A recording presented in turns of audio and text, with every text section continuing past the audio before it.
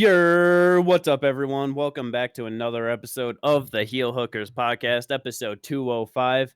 Me and Ginger are back. We don't got Kate with us. She's out doing her thing, but it's all right. She'll be back not for the next one, but the next set of the preview and the review, or the review of the preview. You know, it's she'll be back soon. 2 episodes, you know? Yeah. But we're here to talk about all the good old things from this weekend. UFC 319 in the books.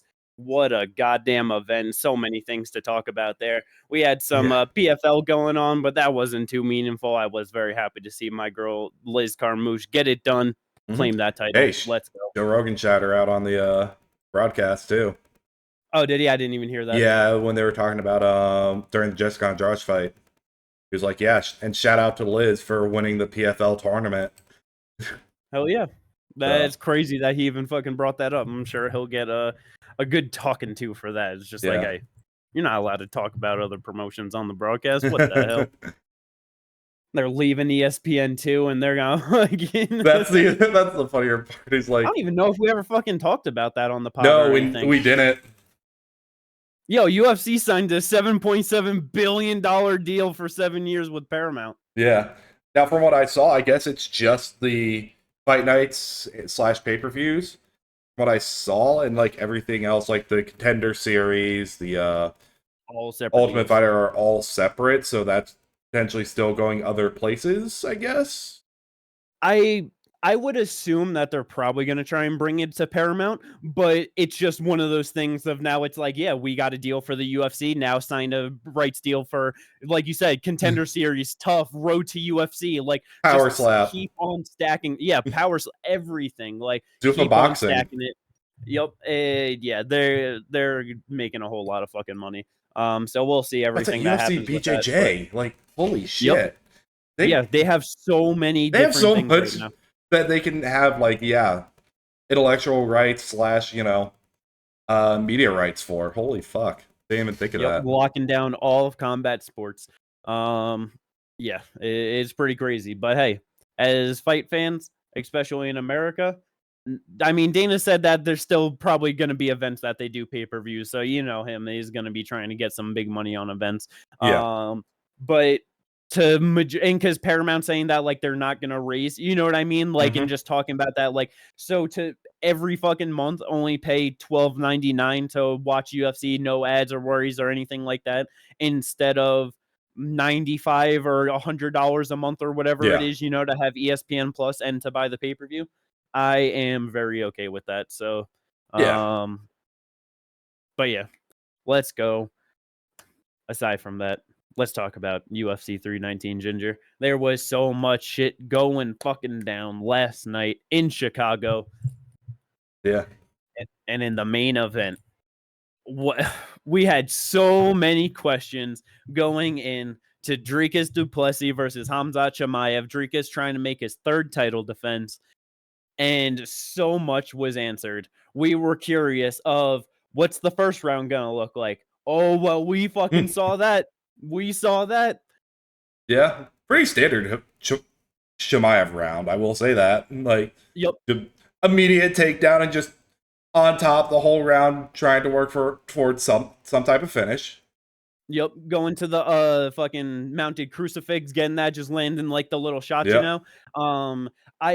Because like you said, very standard Khamzat round. I was pretty surprised that it's like Dricus is a very big physical guy that like with all the like movement and everything, he couldn't move at all underneath Khamzat. No. That was pretty crazy to see. That reminded me of like people under like Habib and shit, like where it's just like nothing. You cannot do anything. You're just there now. Yeah. No, yeah. And then just the questions of if the fight goes longer, what does it start to look like? How does Khamzat's cardio hold up? What does the fight look like on the feet? All of these things got answered on the way to one of the easiest unanimous decisions I have ever seen in a championship fight. 50-44 across the board. Khamzat Chimaev gets it done over Dricus, becoming the champ, remaining undefeated. Personally, I had it 50-42, but yeah, I don't really care what amount of rounds you want to give 10-8, 10-7, 10-6. It doesn't matter. This was the worst performance I have ever seen from a champion ever, honestly. I've never seen a worse display of ability in the eyes of a challenger, or like in the crosshairs of a challenger. You know what I mean? Like, to across 25 minutes, never be able to just start the beginning steps of trying to break away and to get out of the grappling or to do anything effectively. What was the training going into this fight? Who the fuck is teaching him grappling in South Africa? Because that shit was abysmal. Like, it was awful. No, it really was, because first round, we will always give lenient when it's a Khamzat Chimaev fight. You are getting taken down and you are going for a ride. It does not matter who the fuck you are. Yep. So that's fine. After that, being up on the cage, Chimaev basically on your back, throwing knees, like everything. And you're just sitting there. You're not even really doing anything. That's the biggest thing. So he was not doing anything for a majority of these rounds. And I'm just sitting here like, are you doing this where it's like, the like dead man guard, where it's like you don't give them anything so you can't get finished? It's like, okay, cool, basically, fine, but you're gonna lose the fucking fight because you can't stop the takedown. Yeah. And it's like, to question like Khamzat's cardio and everything, it's like, if you're not making him work any more than what he wants to for the entire fight, he'll be fine. Dude's not gonna get tired. No, he'll be fine. I get it. You're gonna stand up and you're gonna get dragged right back down. But that's the fucking game. You're supposed to be the guy with the better cardio, the better gas tank that's proven in 5-round fights. You were supposed to go in there and make him work and to break him, not get finished early so you can get it done in the later rounds. If you don't do shit for the entire fight, how the fuck are you going to ever win the fight? The mindset was just, it was baffling to see from a champion, honestly. I watched fucking Jose Aldo give more of an effort in an attempt to win a fight against Conor McGregor in 13 seconds than what Dricus did across 25 minutes against Khamzat. Like, that. Yeah.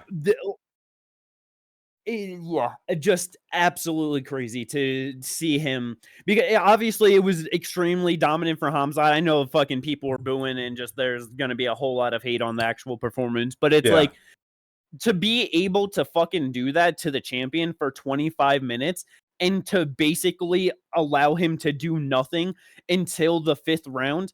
And then he just makes dumbass fucking decisions to give you the fight. Like,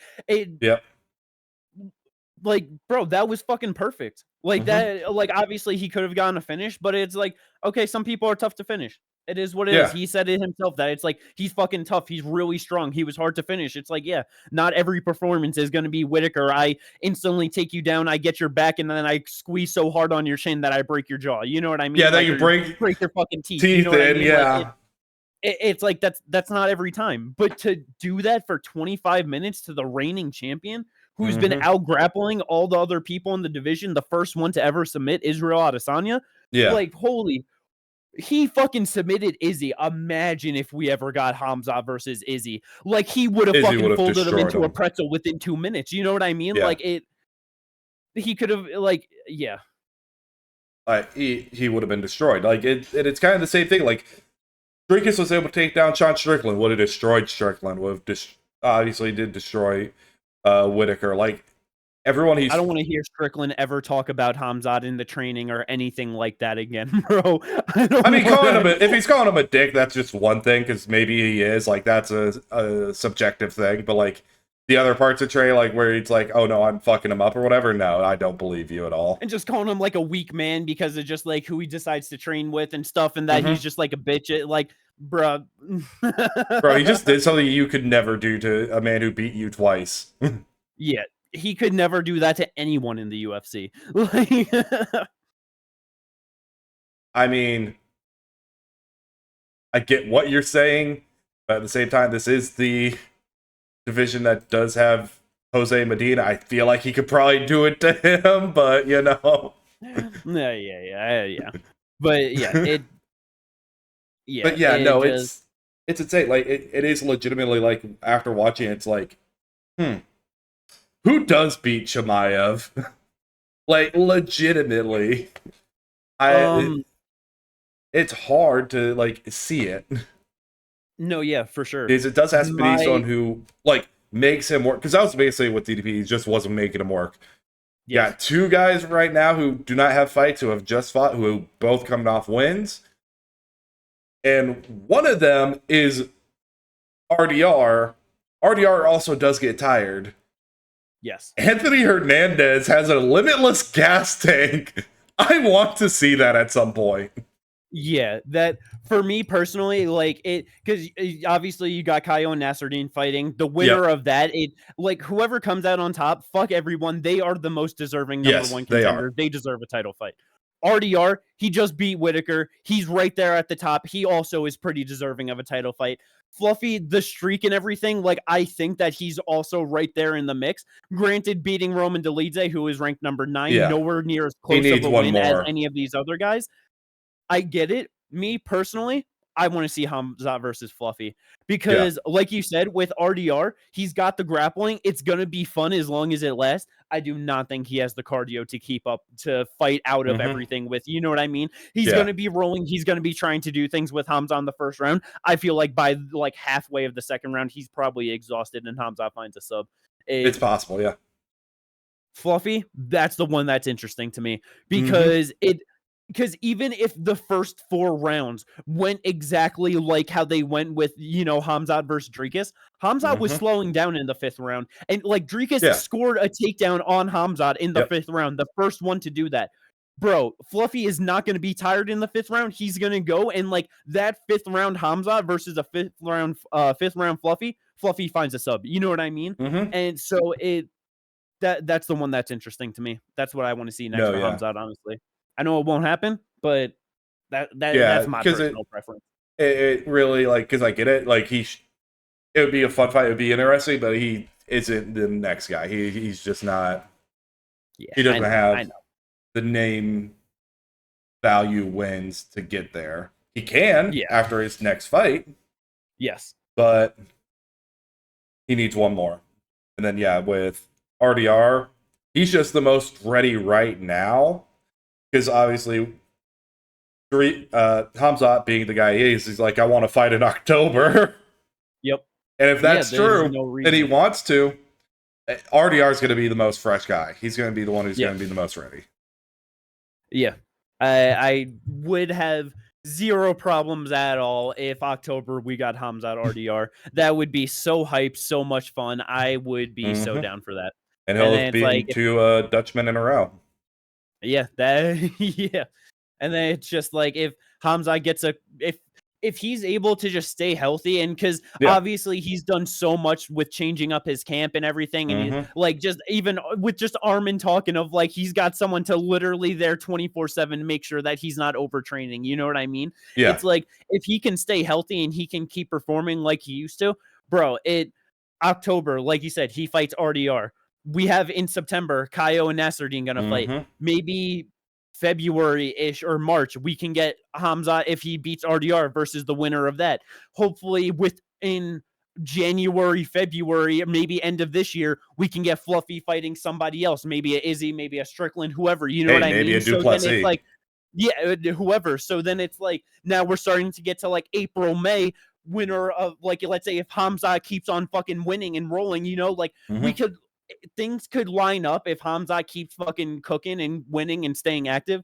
He could end up with like 3 title defenses by fucking May. You know what I mean? Like, no, yeah, it's possible if he is able to do that, because he is someone who like he says he wants to be active, and I do believe he wants to be active.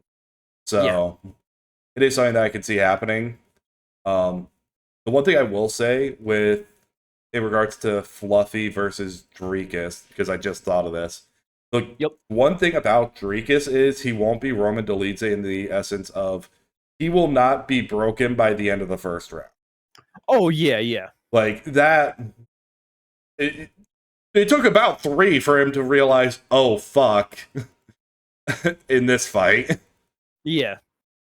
And I mean, and like that's the thing. It's like for like all the shit of saying with Dricus that like he wasn't doing really shit. He was doing dumb shit when he was. It's like I don't feel like he was ever mentally broken in there. You know what I mean? Like it's just he just went about it in the dumbest fucking way possible. You know, like that.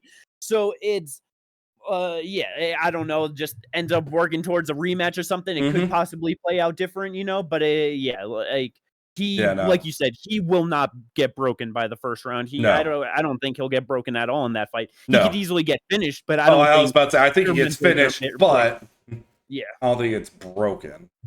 Yeah, 100%. He's definitely agree with that. But yeah, fucking Khamzat, man. 529 total strikes out of 567. Bitter batter shots. Yeah, I get it. Because like I know that you were saying of just like, oh, why was he like going for elbows and stuff? It's like I just feel like the refs and everything have been way more on it of like just making sure of like where you're hitting, and you know what I mean? Because it's like I felt like it was always just like, direct back of the head. So it's just like if you're hitting like clear behind the ear, but it's also clearly like on the side of the head more, like for the longest time, no one like that was always fine, you know, but I feel like now they always like you get warned and they call it. So I wonder if he was just really trying to make sure of like I get that. The ref was constantly saying like, oh, watch the back of the head, you know what I mean? So just like making sure that it is like, also an awkward position to be striking for because you can't really see where you're landing, but like at the same time, like those elbows are shorter where he was already at, like that would have been temple area, and then he starts to move again, like for him to get out of that, he has to like push further in, and then like you have this elbow, and then he has to turn back over, and then you keep going with this. You know, it's possible, but like it's just one of those things with the elbows, like because it would have been a lot easier to grab a finish like that because they're more powerful, and also they're going to slice up your opponent a lot more. So then you have the cut to worry about and all that. So and even if it doesn't get that, it just like the visual of landing damage. Elbows over these little beep beep beep beep beep beep beep beep beep, like you know what I mean? It's like he's landing a shit ton of strikes, but I'm sitting there. It's like, bro, if they stop this because of like Dricus just stuck here in those little shots, it's like that would be crazy for a championship fight. Like it's like he landed 500 fucking 529 strikes, 37 significant. You know what I mean? It's like the fight never should have been stopped. No, there was never a point where I was like, oh yeah, this fight needs to be stopped. Yeah. I'm saying if you wanted a stoppage in that area, could have been definitely doing something a bit more. That or just honestly, with the way that it was going, he probably could have just kept mount. Oh yeah, and just been able to rain ground and pound from there, and that fight would have been over real quick. I definitely like, especially after like the third round, you know, like when he went to the mountain crucifix the second time and just didn't get much from it. He probably should have just been trying to get mount. So because then it's just going to force the scenario of like, okay, I'm in mount, so now he's going to be worried about big ground and pound. Now he's going to give up the back, and now you could go for the chokes, and you know what I mean. Just start a more dangerous process of grappling. Yes, but yeah, either way. Absolute dominant for Khamzat. Didn't get the finish, got a performance bonus. Definitely deserved it because that was crazy to watch for a championship fight. Yeah, that was an insane way for that fight to like go. Like no one expected that type of performance. Like we expected like the first 2 rounds to be like that, more than likely, because he's such a dominant first 2 rounds. But like that whole fight was dominant. Like besides for the 5th round, like where I'm like that was a definite 10-9, but like. Dricus had his moments, but not enough to do anything. Like, I think he jumped guillotine at the end of the fight. It was so fucking dumb. Just like there were 4 first-round finishes on this card. Yeah, that means 8 fighters. Only 2 of them landed less than Dricus did across 25 minutes, and those were fights that ended in the first round. Like that. Terrible. But let's get on to some of those first round finishes, because holy fucking shit, Ginger. Oh, okay. I have a lot of mixed feelings about this one. Lerone Murphy, Aaron Pico. I feel like a lot of people are gonna just talk so much shit about Aaron Pico after this. You know what I mean? Yeah. Obviously, because of how the result. It's obviously rough. Lerone Murphy ends up pulling out a first round spinning back elbow knockout, making it the 10th in UFC history, 3 minutes, 21 seconds into the first round. Obviously it sucks, but like, it was just the fact that he was way too aggressive with the pressure. You know what I mean? Mm-hmm. Like, how he would, like, the actual skills of just like what he was throwing it, like, he wasn't doing like terrible, you know what I mean? But it was just that one key thing that led to a very easy opportunity for Lerone Murphy, knowing that he was just walking forward into him constantly, and that shot was just going to be there. Pico steps off to his right, Lerone just spins around off the left. Yep. And they just clash together, unconscious, absolutely vicious. What are your thoughts on the fight, Ginger? It was beautiful. Like, the thing is, it's still like, even though it was a first round finish, it wasn't 3 minutes, 20 seconds. It's technically a comeback because Lerone was hurt. Like, those body shots were bothering the fuck out of him. But that's the biggest thing, is like, that was not the way that's the reason Aaron Pico was being also so aggressive in that moment, was because he was hurt, he was on the cage going for it, and then just that spit, just beautiful timing, and just knocks him out cold. Perfect. Didn't need to do that second ground and pound shot, but yeah. You know, I get it. Yeah. One of them things. It's like, yeah, it's like I get it, but yeah, so completely unnecessary. Super necessary to some. Yes. But yeah, no, beautiful. And yeah, people are going to talk shit about Bellator guys, even though there was a Bellator guy that won on the card as well, you know? Yep. But yeah, no, a lot. I think one of the problems is we keep throwing all the Bellator guys up at the top of the division before having them fight anyone else. Yeah. And then, yeah, this is what ends up happening. So. Yeah. And then when it comes to... Oh, go ahead. Sorry, go ahead. Yeah, it's like, because yeah, obviously it's just super rough, Aaron. You know, Lerone Murphy coming into this 8-0-1. You know what I mean? Been on a tear in the UFC, but that's where it just sucks, because it's like we got to see so many good things from Pico in the short moment. It's like the 2 takedowns that he grabbed. Dude folded up Lerone Murphy to the ground so easily. It was crazy to see. You know what I mean? Yep. Like, he just grabbed his legs and just got him to the ground like it was nothing. Lerone doing great job, right back up, you know, like he always does, but just grabbing those takedowns, super nice. The left hooks to the body were absolutely nasty. The combos in close were nice. The one thing of a classic thing that he does always tend to do, and you did get to see this in this one as well, going for the 1-2s, overextending a little bit too much on those out at distance. You know what I mean? Struggling to find the actual range, but it just a lot of real good things from Aaron Pico in this one. But like you said, just the fucking perfect timing of that from Lerone Murphy. Like, that is the way for someone that 8 wins in a row, 6 decisions out of those 8 wins. That's how you make yourself a fucking claim at the title shot. You know what I mean? Yeah. Probably one of the bigger cards of the fucking year in Chicago, like, with so much name value on it. There was some good fights beforehand. And, like, like, really maximizing that showcase, calling for that title shot. Alexander Volkanovski saying, "I'll see you in December." Like, perfect. Like, it's perfect. Do the fight. Do that. The winner of that can fight the winner of John Silver's Diego Lopez. It's perfect. It works. 100%. Okay, it's like 9-0-1. First round knockout over Aaron Pico, making his UFC debut. Wins over Josh Emmett, Dan Ige, Edson Barboza, Josh Culibao, Gabriel Santos, Makwan Amirkhani, Douglas Silva, De Andrade, Ricardo Ramos. Like, he has fought a lot of really fucking solid people in the UFC. Like, it's like, what, probably the fucking, I was gonna say probably like the worst record might be Makwan. But it's like Probably. I don't think he's ever fought anyone that has a losing record in the UFC.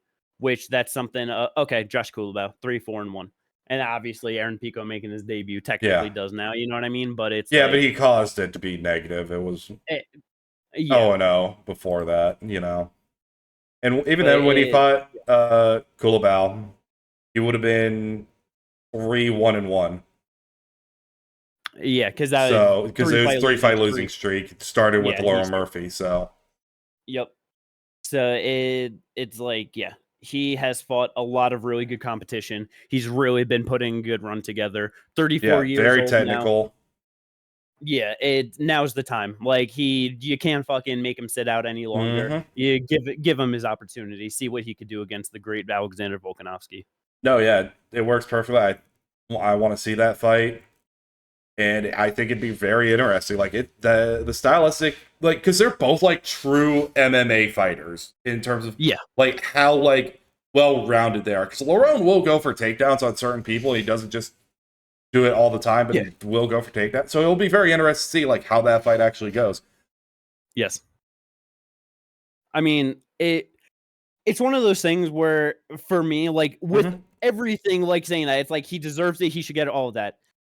I honestly, like, I really don't think it's gonna be the greatest fight, not gonna lie. Oh, probably not. Now that like of just they're both very technical fighters, so they're both willing to like kind of sit out at distance and like for especially that first round, it's definitely going to be a pretty decent feeling out period. So, like, I could see that fight not being the most entertaining fight, but and it's like just because it's like obviously this was big for Lerone to get it done, just showing that like he can mix it up. But it's like, dude is never gonna find an opportunity like that to land that kind of shot over Volkanovski over 25 minutes. You know what I mean? Like Volk is not just walking forward consistently like that. I do wonder what his actual ability to win that fight or make it competitive in any real way would be. You know what I mean? Yeah. Which, I mean, at the end of the day, it's like if Volk goes out there and fucking dominates, I'm going to be happy to watch that. I was about to say, like, what? Anyone, but it's one of those things of like, I don't know, hype and everything. It's like, I don't think that's going to be the most interesting fight, No, but it's like one of those things where it's like meritocracy. Like, besides for Mozart, but they're never giving Mozart a fighting title shot, so I don't.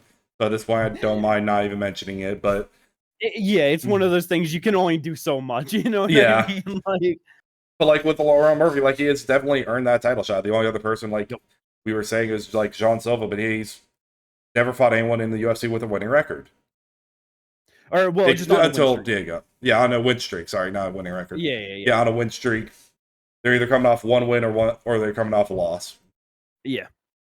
So it's like obviously, and it's just like if he gets the win over Diego, it would technically be a better win and a higher ranked win than Lerone Murphy has ever had. But I just feel like what he's put in, and with Volk calling for December too, it's like that's the one to make. Let's go. And then for Pico, super rough. Take some time off. You know what I mean? Yeah. He's been on a very good run. His last loss was only from a shoulder injury, so it's like 1-8 of his last 9 fights heading into this, I think. Take some time off, recover and everything, and just take a step back in the division, honestly. I feel like pretty solid fight. I mean, because they'll probably end up getting another fight in the meantime. But Aaron Pico versus Youssef Zalal, I feel like that would be an interesting one. Yeah. No, that's fair. Could definitely happen. But we'll see when he decides to come back though, because that's just like that was a real bad knockout. You gotta take the time. No, yeah, exactly. But let's go. We'll see what happens at 145 pounds. Moving on down to the featured bout, Carlos Prates taking on Geoff Neal. Absolutely crazy. 1 second left in the first round. Carlos Prates lands a spinning back elbow, setting the fucking place on fire. Just crazy that he was the fucking 9th spinning back elbow knockout in UFC history. Lerone Murphy right after becoming the 10th. But we were talking about in the preview of Geoff Neal was saying that he expects this to be a 1-round fight. And thinking of like if they were both gonna go and fight each other and not be like super tentative or anything, wouldn't have been surprised if this was a 1-round fight. Yeah. I had faith that Carlos Prates was gonna win, but it's also like we were saying too, and Kate bringing up, Geoff Neal doesn't get finished, if ever, until late in the fights. You know what I mean? So can Prates actually do it? And to find that shot on the bell, absolutely incredible. No, yeah, exactly. Dude, the sound on that was so fucking disgusting. Like, it sounded like a baseball bat hitting a fucking watermelon. Like, God fucking damn. It was disgusting. I was just like, God. When they replayed that, man, that was just like, holy fuck. Like, it's one of those things where it's like, it don't matter how tough you are, how, you know you're what I mean? Out. Like, bro. Like, and you saw right away, like when he went down, you saw the line that was in his hair from the cut. As soon as he hit the mat, you saw the blood dripping onto it. Like, that was a fucking nasty shot, bro. It was. It was one of the nastiest shots. It was probably the nastiest shot of the night. I mean, with how the reaction was for Pico, you know what I mean? Because it landed like on the chin to get the knockout like that. It was technically, but like in terms of just actual output, you know what I mean? Like they're like 1A, 1B, like they're right there together. It doesn't really even matter. Yeah. But like the one thing that I do want to say, like it's something that has been prevalent in all of his fights, but Carlos Prates' fucking vision and his head movement, so fucking good. It is so fun to watch. Oh my god.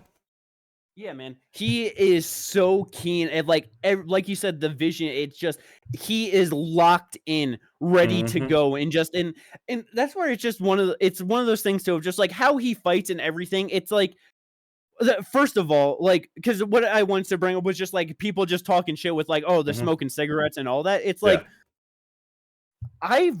did people not watch the Ian Gary fight and like actually understand what was going on and being able to like interpret how, because people are acting like he gassed out in that fight and like he doesn't have they're like that. I have seen that a bunch. He was I've seen it like even in chat fucking yesterday, like had someone just saying like, oh, like he gassed in his last one, and it's just like, and then literally looking at the stat, it's just like he threw 16 strikes in round 1. It was like 20 in round 2, like 22 in round 3. Like he literally just didn't do shit. Like I get that it's like, okay, yeah, you probably shouldn't be smoking. You're probably going to have better lungs and cardio and shit like that if you're not. But it's just like, brother, he lost one fight against Ian Gary. He's 5-1 in the UFC. All of his wins are by knockout. And he lost that fight because he fought in a dumb way. He fought it that way, and then like in the last parts of the third, from rounds 3 to 5, like Ian Gary was shooting for his legs like a motherfucker. 2 for 3 for takedowns, 2 for 7, 0 for 6. Like, my guy, like that's the reasons. Like, one, if he looked tired, that would probably be part of it. But 2, he was conserving energy. It was his first 5-round fight ever. He had to switch in opponents. 2 opponents who were very different in size and in like style. So like, of course, he's gonna take the first round or 2 like a lot more conservatively. Yeah. Now he was a bit too conservative throughout the first. Yeah, no, exactly. He was too conservative for the first 3 rounds, but yes, he definitely learned from that, because like in this fight, he went. He landed 32 strikes. He threw 60. He learned. He has been saying the whole time in interviews and stuff that he was too tentative in his last fight. He was just not. He was too. He didn't do enough. But he has been saying that, and y'all think it's his fucking cardio that's the problem? Comprehension is dead. Yeah, it's been funny to see that, but yeah, bro, this was a banger. They fucking went after each other right away. They were both just landing really good shots on each other, and it just because it was just real interesting of just wondering how the Muay Thai and like of Carlos Prates and the boxing of Geoff Neal was gonna line up, and just the more diverse techniques in the skill set of Carlos Prates was able to find that shot. dude's a fucking animal, man. He is such a killer in there. It's crazy to watch. And we honestly probably should have seen it coming too. Of like, yeah, Geoff Neal, he gets finished late, but it's also like the leech never gets finished. And I know it took till the second round for him to finish him, but like he finished was getting dropped like with every clean shot. You know what I mean? There were like 4 knockdowns in that fight. Like officially 3, 1 in the first, 2 in the second. Okay. But it's like, yeah, he was just getting hurt so much, you know? So it's like, to be able to do that to the leech, it's not the most surprising that he was able to find that against Geoff Neal. No, yeah. Exactly. But after a fucking win like that, like he was saying that he wants to fight in Rio. I know MVP was saying that he wants to fight him next. Is that just like the fight? Is that what you want to see next? Or do you want to see Carlos Prates fight somebody else in Rio? I would really. I think it'd be a fun fight. I would kind of like to see him versus Buckley. Because it is 2 very different styles of fighting. You got the patient Muay Thai specialist versus the all-arounder who is just an explosive ball of muscle. Yep. Yeah. Like, it is such an interesting fight. That's a really good fight. And it's a fight that I can see either of them winning. Yeah. Oh, yeah, because all it takes is just one good explosion from Buckley, and like he can land a knockout. He could easily end up grabbing takedowns in that. You know what I mean? But it takes one good explosive movement to all of a sudden also be running into a counter right hook from hell. Oh yeah, like that that fight could go a lot of ways. That would be a fun one. I would like that a lot for sure. Let's get that. Yeah. Great win for Prates. Got himself $50,000 for that. There was no fight of the night. Lerone Murphy also got $50,000. And one thing that they were just like announcing them like in the moment, you know, they were like asked Dana about that in the post-fight press conference, and he was just basically saying that like because they were like the last fights and like with everything that went on, it's like that it was just like a no-brainer that they were getting performance bonuses. So that's why they were kind of just like, he was just like, if there's ever knockouts like that, you know, or stuff like that in any other card, like that happens anywhere, he's just like, yeah, that'll happen again, where they just are told that they're getting it. So that was just a cool little thing of just that was dope, like when that happened. Because then also like he went over, he brought Joe Rogan over. I want to talk to these guys. Dana, it's my birthday tomorrow. Sign my friend. I want to fight in Rio. And give me $50,000. We're going to party until Monday. He said he's not going to stop drinking until Monday, by the way, after the fight. Sounds about right. But yeah. Carlos Prates, absolute legend. And then like at the post-fight press conference, he's up, you know, with the mic, smoking a cigarette. Lerone Murphy comes up. Smells like cigarettes up here. Dana White. Who's been smoking up here? Like, who the fuck do you think? You gotta even. There's one motherfucker on the card that fucking smokes. Like, come on now. Yeah, that was fun. Keith Peterson, that's who it was, Dana. Yep. Let's go. Next fight on the main card. Speaking of MVP, he was in a middleweight bout taking on Gerald Cannonier. It is kind of crazy that like nobody can strike with this dude, man. No. Like not at all.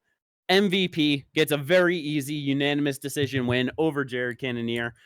Gerald just struggled with the grappling to find any success at all. He couldn't land shit on the feet that was meaningful. He was just punching at air throughout the entire fight.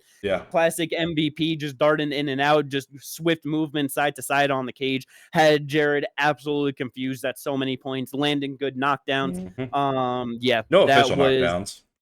It landed a couple shots to get him off his feet. But that was just a classic MVP performance, honestly. It was. Like that. Honestly, no notes. The only funny thing is the first 2 rounds he landed 11 significant strikes and threw 20 in both rounds. That's kind of crazy. I didn't even fucking. Yeah, it's funny as hell.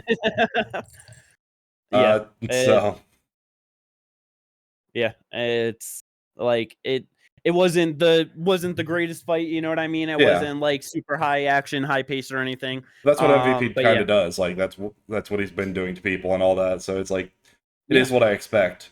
So yeah, it's like you're either a lot worse than him and he completely styles on you to a finish, or you're not a bad fighter and you just can't figure him out and you just lose the decision more than likely. You know what I mean? It's like Ian Gary was able to, use the grappling effectively, but it's like it's hard. It's a hard thing for people to be able to do against him. And all he did was hold. And bro, at middleweight, he's got some good physicality to him. Jared is a very strong middleweight. Like he carries that fucking power from a fucking former heavyweight. And for him to just struggle to get a hold of him and like actually move him or anything. And then the one point where MVP just kind of tossed him over to the side, tripping him out. Like that was kind of crazy to see from MVP. He is a very solid middleweight, honestly. No. I would like to see him stay at middleweight, honestly. I think it'd be very interesting. Yeah, whatever he wants to do. Like, honestly, he said he's here for fun fights. Like, whatever they offer him, like, if it's fun, if he thinks it's gonna be fun, go for it. You know what I mean? Because I would like to see him against someone like Colby, because I think he just beats the fuck out of Colby. I think him versus Whitaker would be a very interesting stylistic matchup. Like, there are just so many ways you can go. Yeah, let's get him versus Paulo. Honestly, why not? It's like I obviously stepped down in the rankings compared to Jared, but it's like you said, he's just saying that he wants fun fights and stuff, and that would be a whole lot of hype there. I would probably be a good press fight. Conference, Yeah, hell, he can still fight in Brazil. There you go. It all works out. But for Jared, it's rough, man. Just 41 years old, just taking a loss like that to unranked middleweight. He's definitely going to get bumped back quite a bit in the rankings, I would assume. But I don't really know where. Probably going to be having to defend his spot more than likely. Still in the rankings after this, he should be in the rankings still, but more than likely. I'm sorry, go. Well, like, the reason I say that is I know that, like, at the bottom of the rankings, like, Abus is fighting Joe Pyfer. Roman just lost. He should be defending his spot. So it's just, like, kind of like what's going on at the bottom of that division. Like, you don't need to run back the Marvin Vettori rematch. No. You just said Paulo should fight MVP, which I like. Roman Dolidze, maybe, but... I was thinking, even like, you think the winner of like a boost Joe Pyfer? I mean, that's possible. It just kind of depends on what they want to do, because they could easily just be like, if they want to after. I'm just trying to think who's right outside the division, like right outside the rankings. Like, I mean, you could do like someone like a CLD. Yeah.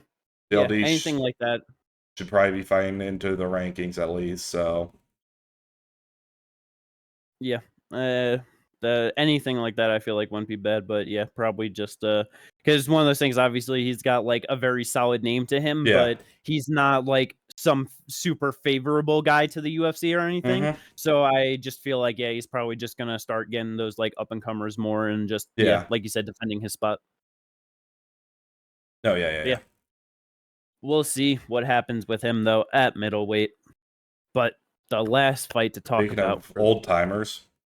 Oh my god, Ginger. I was so fucking happy to see this. Tim Elliot, my fucking boy, was back taking on Kai Asakura. Man, as soon as Kai landed the first big shot in the first round and Tim just smiled at him, and I was just like, he's getting it. Like he's fucking got this. Yeah. Tim ends up getting a second round gilly over him. Yeah, mounted guillotine. With how the grappling eventually went once he went to it. You know what I mean? Yeah. It was kind of funny of like, why did you decide to basically spend the entire first round striking with him and just eating a whole bunch of big shots? You know what I mean? Yeah. Like, he was eating knees. He was eating so many big straight shots. Like, he just so many fucking punches and kicks and shit from Kai Asakura. He was just eating them all. Yeah, and that was honestly my thought. It's like, he's been out for so long, he was probably eating them of like, yeah, this isn't anything crazy, I can handle it, and just wanted to get the time in the octagon. You know what I mean? No, yeah, that's entirely possible. And then, yeah, Kai, 0-2 in the UFC, gets finished in both via submission. Grappling's not on the level. No. It's just not. So, and clearly the striking power isn't as crazy as we thought. I feel like I mean, granted, he has fought two people that don't get finished. You know what I mean? So yeah. that definitely is something to bring up, but it's definitely about to be a situation where it's all right.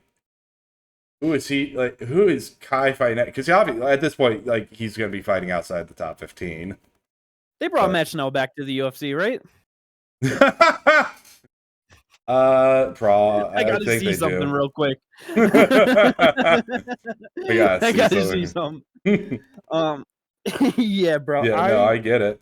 I mean, we really want to just find out, like, with grappling, but like also his power. Like Cody Durden's right there, 6-6-1.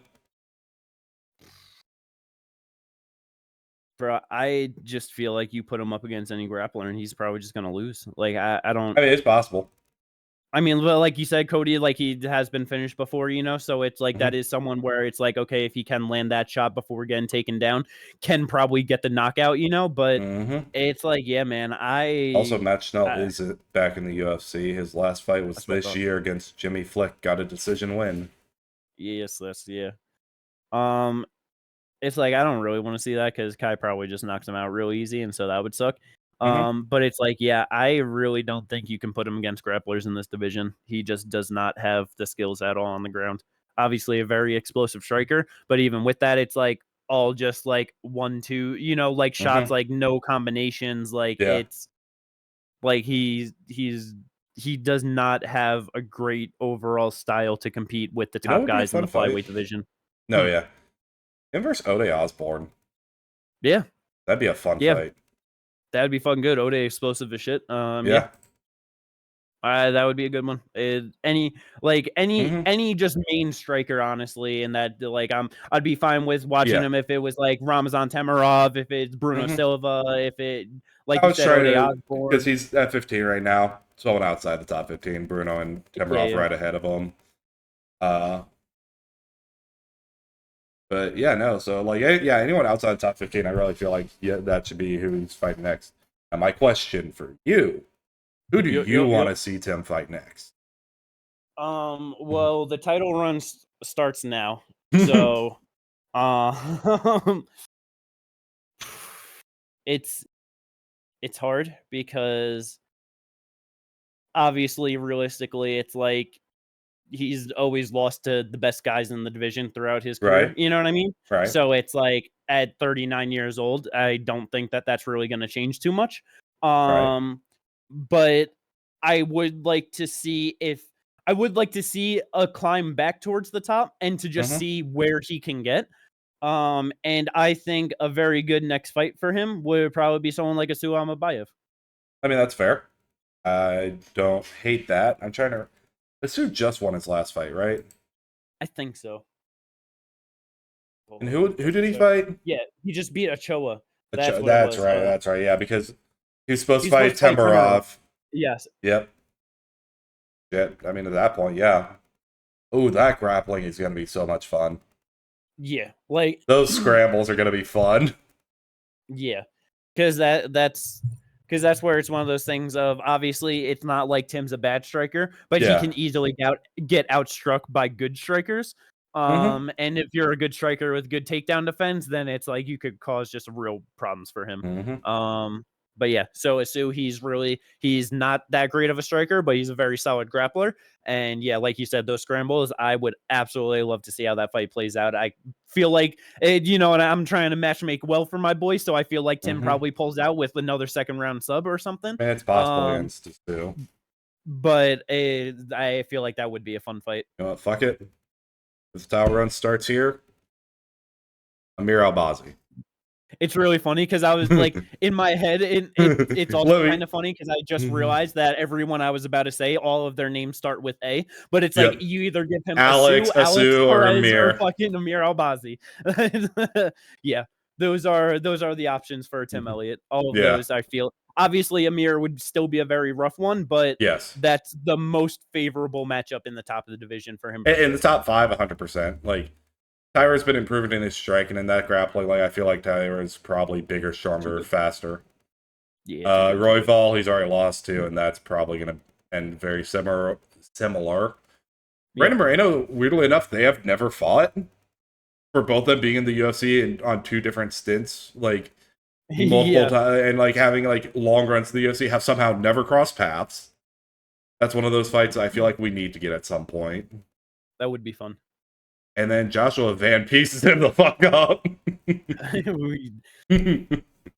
unless Tim like legit goes on a run, you don't ever like. He's got to show me something that gives me confidence for him to win that fight. You know what I mean? Like, like if it, like you said, if he was able to fight Brandon Moreno and beat him, now it's like, okay, we could talk about like a rematch with Royval, Joshua Van, Pantoja. You know what I mean? But like, I think him and Pantoja have also never fought.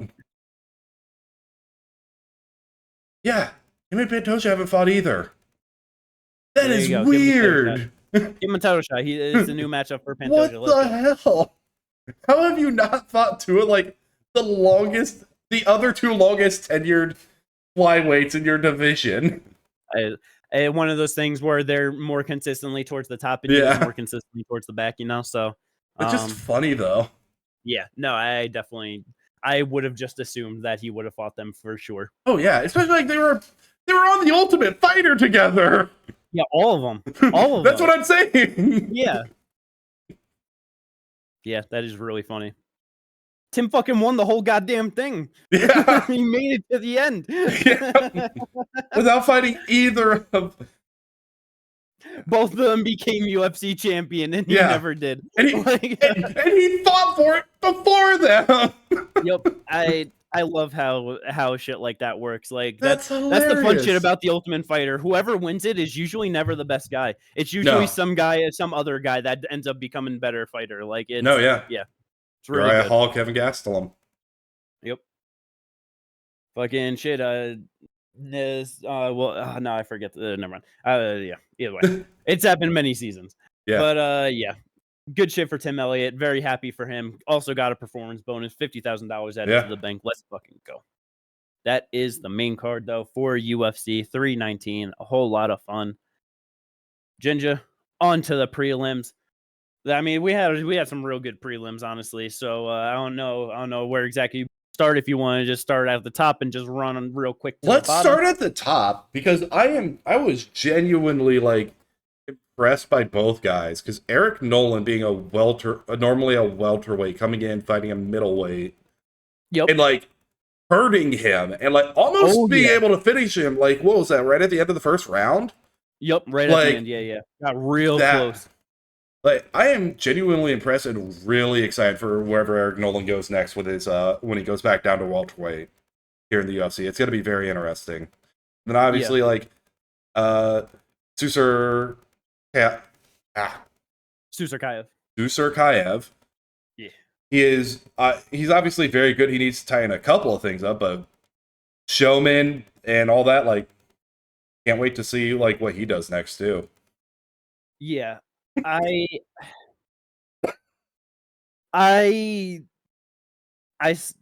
Because I don't remember. Did you watch the Contender Series this Tuesday? I did not. I saw the highlights of that fight. Because obviously he was like the big guy coming out of the Contender Series last Tuesday. Me and Kate were very skeptical on him out of it, of just like, we were not as impressed. Yeah. And this one just kind of confirmed everything with, it's one of those things where obviously he still got it done. Gets a second round rear naked choke, still remains undefeated, very good. Took this fight on 4 days' notice, literally just fought on Tuesday, and he took that fight on a week's notice. Like, it's good. But like you said, Eric Nolan is a welterweight, and he was doing very good eating the shots. You know what I mean? Like, from him. And stuff in the hurt takedowns. him in the first round. You know what I mean? Like, had like, I don't know, you're a very good striker, clearly, and you're getting hurt and outstruck at points by a welterweight on short notice, you know, like that's really not too great. Obviously ended up finding the leg kicks, which ended up really hurting him in the second round, which, you know, like ended up leading to the finish. But it's like, I don't know. It's just like, okay, he like, yeah, the leg kicks, like, I don't know if that's maybe just a weak point on Eric Nolan or something, you know what I mean? But it's like, he found that and ended up getting it. Like, that's good. The guy on Contender Series, it was the one kick to the body, you know what I mean? Like, he found that, that's good. But it's like, aside from just landing, like, just one shot that seemingly hurts someone, you know, and like these, like, I don't know, man. I am still really not sold on Baisangur Susukaev. I don't know. I just still really need to see more before I have any sort of like real hype on him, you know, like you said, clearly he's fun. He's a showman. He's looking to put on fun fights. Like, I'm still going to be like, okay, he's fighting. Like, let's see, there's still going to be like that want to see him fight, but I am not like, oh, like put him towards the top or, you know, no, I'm not saying that at all. No. And I know that you're not, but it's like, I just like want people they should probably temper their expectations on him, that it's they should want to see more before like expecting something great from him. Oh yeah, no, I'm not saying he's someone like a you know, Osman Bakoyev who we should be all looking out for. Like, oh yeah, this dude might be next, or a Tiba. Like, this dude is looking really good. He might be next, but like, you give him someone like a Ryan Loder or a Puliev, Forrest Finney type, and we can really start to see like where he's at. Like, these guys are 1-1 or 1-0 in the UFC. Like, we'd see like where they're gonna go from here. You know what I mean? Yeah, I think those are good tests for him. Yeah, definitely want to see someone like, I want to see someone that has like shown that they're like tough, you know what I mean? And that they are a grappler. Like, that's what I want to see, honestly.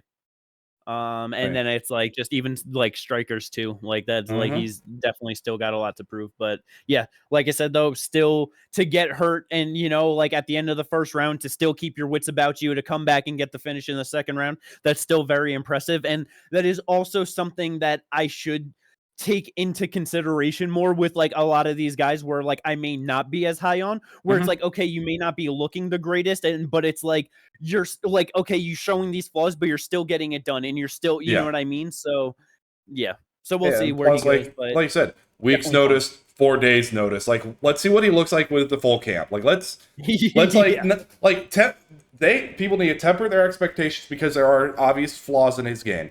But then also, I think you guys need to be like, not so low on it, because like, this dude's fought twice in 11 days and both of them being short notice opportunities where he had not a full training camp, so they didn't get to prepare for this specific guy for this many weeks, knowing that they're going to fight him, you know. So maybe his game plan improves if he's fighting someone else, and it's, you know, he's got like, let's just say a 4-week camp as opposed to 4-day camp, you know. No, exactly.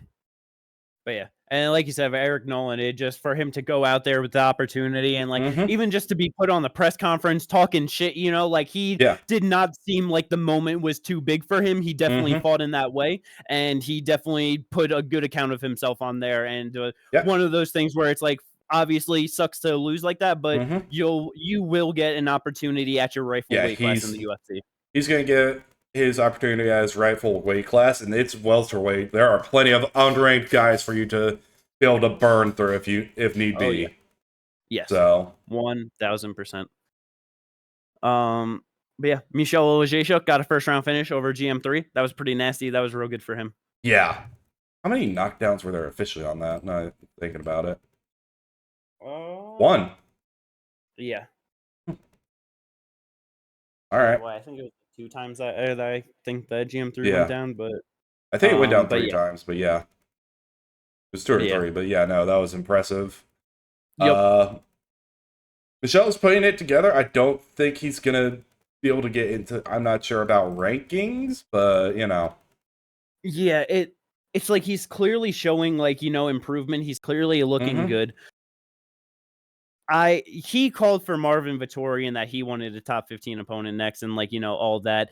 It's like me and Kay were saying. It's like we were saying of like UFC, like, okay, he's looking good, and like he's obviously now with the Fighting Nerd, so kind of getting that hype, but like let's not like rush him too much. Like we don't even have to give him like an Iron Turtle or something. You know what I mean? Like let him cook a little bit with the new camp. And then he goes out there, calls Marvin Vettori, and we're like, well, we're like, I guess throw that out the window. Like that's there. He's probably the guy who has lost to Michel Pereira, Kevin Holland, and Shar Magomedov is calling for Marvin Vettori. And I get Marvin Vettori's in a depleted play. He has not been looking great.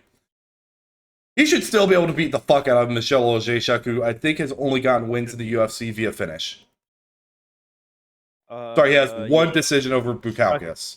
Yeah, back in 21. And it was, again, a split. Yeah. I'm sorry, I don't think he has the power. He's not going to be able to hurt Marvin Vettori. Marvin Vettori, brickhead Italian, he might actually fuck him up and get a finish. It's very possible. But yeah, I definitely just like, don't gotta give him top 15. Let him cook for a little bit, Yeah. I think he should be fighting someone like still unranked, someone like right outside, like, and versus Dustin Stoltzfus would be a nice fight. That would be a fun one. Explosive. Yeah. Let's go. Next prelim fight. It's very sad, but I feel happy and justified that none of you motherfuckers, you and Kate, did not believe in Loopy at all in this one. I was the only one on this podcast that did, and Loop Dog pulled out the unanimous decision win over Jessica Andrade, easily getting the biggest win of her career. Yes. Look, the best she ever has in her career. This was absolutely great for her, and it's like, obviously, it's one of those things with Andrade where obviously it's a big fan and it's like don't want to see her lose, but I feel like it's one of those things where it's like she's always been so up and down and she'll go on some bad streaks, but she'll always end up like rebounding and looking good and having big moments that it's like I never like it sucks to see her lose, but I never really feel the worst, So it's like I'm really more happy for Loopy to get this moment. No, I get it. That fair enough, But it is just like one of those things where it's like, damn, okay. Well, like, it is one of those things where it's just, what are we doing now, like, with everyone? Because, like, Loopy, I am happy that she did, like, get a win, because I do like Loopy. She's fun, but it's also one of those things where she wins this fight. Jessica Andrade was top 5 in the division. Yeah, she's improved, but she improved enough to be able to fight and beat Lemos, Yan Xiaonan, Tatiana, Vierna. Like, her next fights are going to be even rougher, especially considering like that power difference, especially in that third round. Once like Jessica Andrade was just like, I have to win, I have to knock you out. Yeah, and she was going for broke on those strikes. Oh, yeah. Oh, my God. But, like, that's where even with it, it's like, Andrade's obviously big power, and, like, she was started to cut Loopy up, but it's like, she was still firing back. She was still in it. It's like, you know what I mean? So that's where it's like, with all of that pressure, all the power and everything she was putting on her, Loopy was still right there in it. It's like, she lost that round, but it's like overall unfazed by the pressure and power of Jessica Andrade, So it's like, I get your point of fucking rough fights ahead of her for sure. Yeah. But man, I believe in her to be able to get it done. She's got great takedown defense. She's got amazing technique in the striking. She like this fight doing really good of sitting down on shots and landing really good punches on Andrade. Like, bro, she might be able to fucking do something in this division. She might be able to. Yeah, I don't disagree with that part, but like that point that I'm making is like Jessica Andrade out there like forward pressure, winging shots, and doesn't do the most to like cut off the cage. Also, only going for one takedown. Like everyone else ahead of Loopy at this point would be besides for like Yan Xiaonan are also going to be going for takedowns. They all also have better takedown defense. They're also going to have just as good takedown defense as Jessica Andrade. And Loopy went 1 for 14 on takedowns. Yeah. But a 7% clip is not great. For sure. So, and some of them, like Virna, you're going to try and take Virna down? She's going to reverse and get on top. You're going to try and take Lemos? She's definitely going to be looking to, like... And I mean, I'm like, Lemos is, like, probably... Like, she obviously, like, has the ability to, like, grab stuff, but, like, I feel like I wouldn't be surprised with Lemos, it's more so that she's not going to be able to be taken down. Yeah, like, that's what I'm saying with that one. Like, you're going to shoot on her, she's just going to keep it standing and maybe, reverse it and put you up against the cage, land shots, things like that. Because she's just going to be bigger, stronger than Andrade. Yeah, who knows? It was just she had real good timing on just like a lot of things. It's like bro, Loopy's making a run, man. We're getting her in a title shot next year. Let's go. That's entirely possible. I will say that's entirely possible with the way the division is going.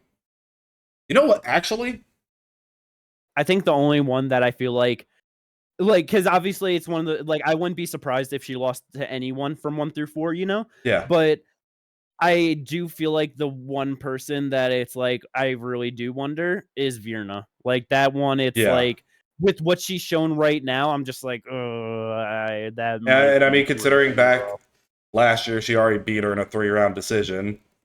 Yeah, I forgot that they already fought. Yeah. Yeah. But yeah, no one would be like that's able to like really like hone in like for 2 fighters right now where they're at in the division. Like they've beaten both of them have just beaten very, very solid veterans in the game. Her versus Yasmin Lucindo.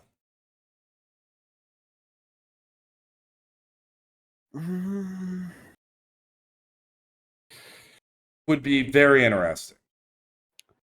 I get it.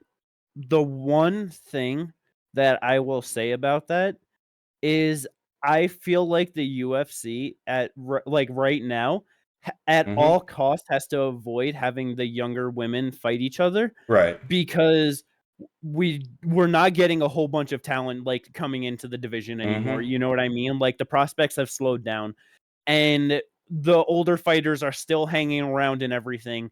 You don't want to have these younger fighters fight each other. Then when the older ones go out, now you kind of end up in the same spot where it's like all these people are just kind of fought each other. And now it's like, okay, this random rematch, this random, you know what I mean? Like, I feel like we should, if as much as we can, try and get them to fight other people.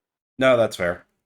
But I do like that would be a good fight. And that would be very interesting to see who could actually get it done. But because it's like, I would love to fucking see her fight Jillian too. You know what I mean? Like that would be super interesting. But like them 3 especially, they're probably going to be the ones that could stick around at the top of the division for a bit once everyone starts to fade out, So it's like, we should probably have them chilling away from each other for a bit. Yeah. Loopy versus Xiao Xiaonan. Jillian versus Dern. I'm good with that. Lucindo versus the loser of Tatiana Lemos. I'm good with that. Oh, those sound very good. Yep, that's UFC. That's how you should book it. Just Dana, call us. Yes, let's go. But yeah, so that was good for Loopy, and then for Andrade, definitely rough spot. But she's been in this spot many times in her career at this point. Like she's gonna get another fight against someone who's lower end of the top 15. Yep. And, have her and Hill fought? I actually think about it now that I've brought them both up. I don't think they have. Bro, I don't think they have either. No, they did. 2017. Wow, it's been that long. Okay. Yeah, Angela Hill was 6-2 at that time. 15-5 for Jessica Andrade. Oh, that was Hill's. pre-debut. That was after she left the UFC for like 4 fights and then came back to Jessica. Damn. 8 years and 500 fights later, here they are. Oh yeah, because it was not too long ago that she was calling for Jessica. Yeah, I remember that. Yeah. So yeah, no. Yeah, I'd be fine with that. Honestly, I'd be fine with that rematch. Yeah, let's do that. That would be a fun one. Or someone who probably should be fighting up, and I don't think just got into the top 15. Her versus Denise Gomes. Yeah, I'd be pretty good with that one too. That would be a fun one.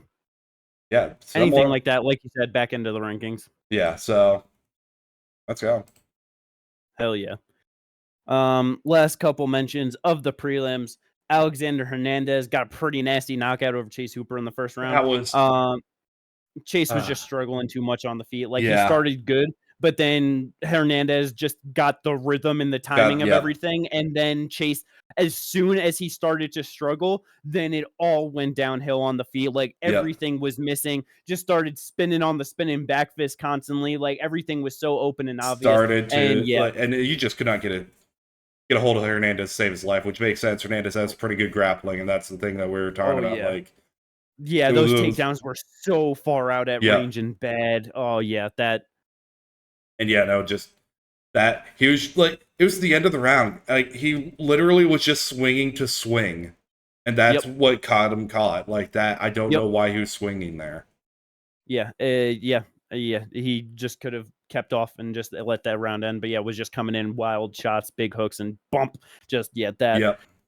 Yeah, this was like a throwback to like when Chase first got here, and it was just like, oh damn, and which sucks because it's like this was like the step up for him, you know what I mean? And it's just like, he's been doing good. Like he's been on a fucking streak. It's like we're talking to Kate like about it yesterday of just like what he did to Slava and how that fight looked, It's like just like damn, like he can probably do this, and that was rough. Hernandez is also just one tough motherfucker, and just one person who like he does have a somewhat like he has a very orthodox style, but like also like unorthodox at the same time. Yeah, like just lots of movement, lots of switching stances, and he's just able to like explosively burst in. So I feel like it's like his tools are orthodox, but it's like the decision making and stuff makes it like an awkward fighter. You know what I mean? Exactly. And then, like you said, just super explosive, especially round one. So it was just super rough. I mean, he's on a 3-fight winning streak now. Like cooking. Honestly, like if you want to give him someone who's like right outside that top 15, like go for it. Like he's right there for it, and it's obviously going to be someone who you can like either build up someone that you want into the top 15, or you can give him someone who's like another older vet because he's only 32. Like that's still the insane part with Hernandez. He's still not even mid 30s. You know what? I feel like it. I feel like the fight doesn't make the most sense or anything. Go for it. But I feel like an interesting fight, him versus Grant Dawson. Like I would just like to see that. I would just like to see that fight. Grant should be fighting up for sure, and he doesn't deserve like actually fighting top 15 yet. But I would still like to see that fight. You know what? You know what fight I would actually also like to see? Someone who fought Grant Dawson was supposed to fight on this card, but their opponent pulled out. Carlos Diego Ferreira. Yeah, that'd be a good one. Yeah, that'd be very solid. You got to win over him. That you can definitely get top 15 for sure next. Yeah, exactly. So you got that going for you. It'd be fun. That'd be a fun fight. Yeah. Let's go. Drakkar Klose got a UD over Edson Barboza. That was kind of sad to see Edson just getting clipped up at points and getting hurt and stuff, and just a rough fight for Edson moving back up to 155 pounds. It was. I really thought he would do a lot better, honestly. Yep, same. I thought when I saw Drakkar Klose throw that first spinning back, I'm like, dog, you're gonna spin on the master of spin, and then just Barboza, like he had that one really good spin kick to the body. Yep. But yeah, not enough. Yep.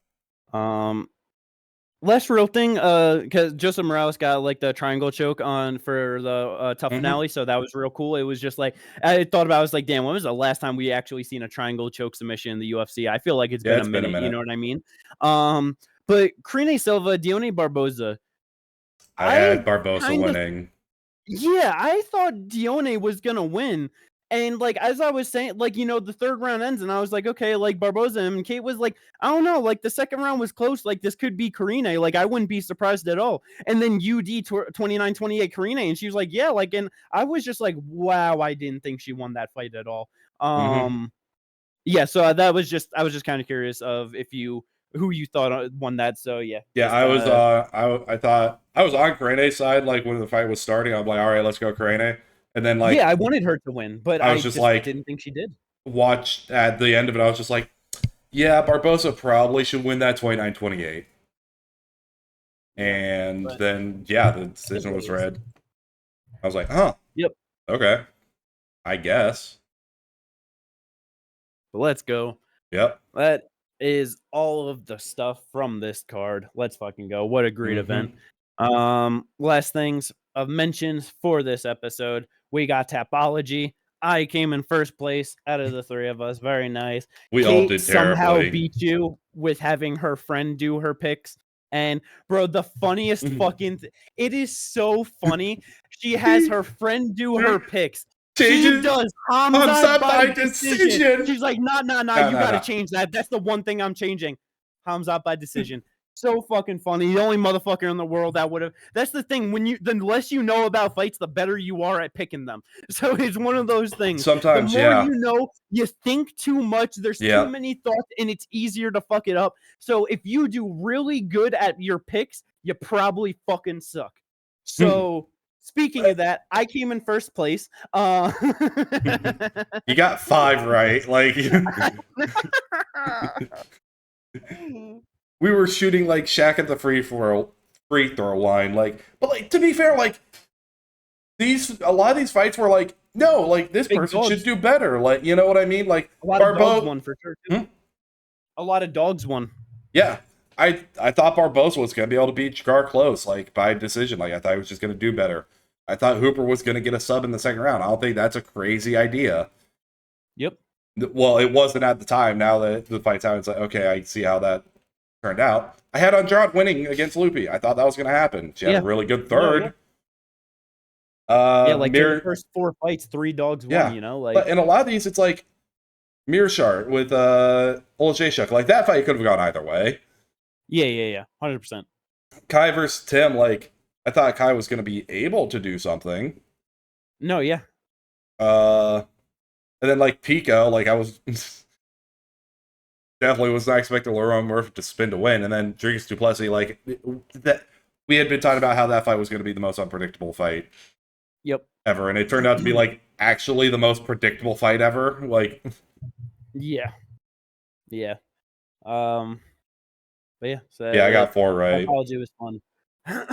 And then we did have a bunch of draft fights too. Yes. It's crazy that I was updating it as it was going. I don't have it up right now, but I didn't do it at the end. I had 4 fighters, and I went 1-3. Yeah. DDP lost, Gerald lost, Kai Asakura lost, Tim Elliot, my only boy to win. God damn it. Yeah. And that was in a fight against Kai Asakura, so that fight was no matter what you were at least getting 1 loss this weekend, no matter what. Yep. Kate went 2-0. Carlos Prates, Loopy both won. Yeah. Fucking piece of shit. I went 1-1 because I had Lerone Murphy and I had Jessica Andrade. Yep. So, Laura says I'm 2 wins behind Katie. You're 1 win behind me. We now have the same amount of losses. Terrible. We're going to go jump off a bridge. It's going to come down to the fact that Katie's got... God damn it. First one hit 20 wins in the draft, too. Yeah. But, yep. Those are all of the things to talk about for this episode of the podcast.